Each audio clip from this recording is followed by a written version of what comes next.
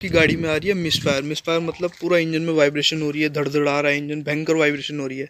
आपने plug wire change करा लिया, इंजेक्टर चेंज करा लिया, प्रॉब्लम सॉल्व नहीं हो रही। इन दोनों चीज़ों के चेंज कराने के बाद दो मेन फॉल्ट होते हैं। सबसे पहला, इंजन का जो हेड है उसके वाल्व ख़राब हो सकते हैं। दूसरा, पिस्टन रिंग के जो रिंग है वो बैठ सकते हैं। आपको चेक कैसे करना बताता हूँ। गाड़ी स्टार्ट करना, रेस देना। अगर गाड़ी पीछे से धुआं देगी इसका मतलब पिस्टन के रिंग बैठे हुए हैं, और अगर धुआं नहीं देगी तो हेड के वाल्व में कोई दिक्कत है, वो सही कराने पड़ेंगे आपको।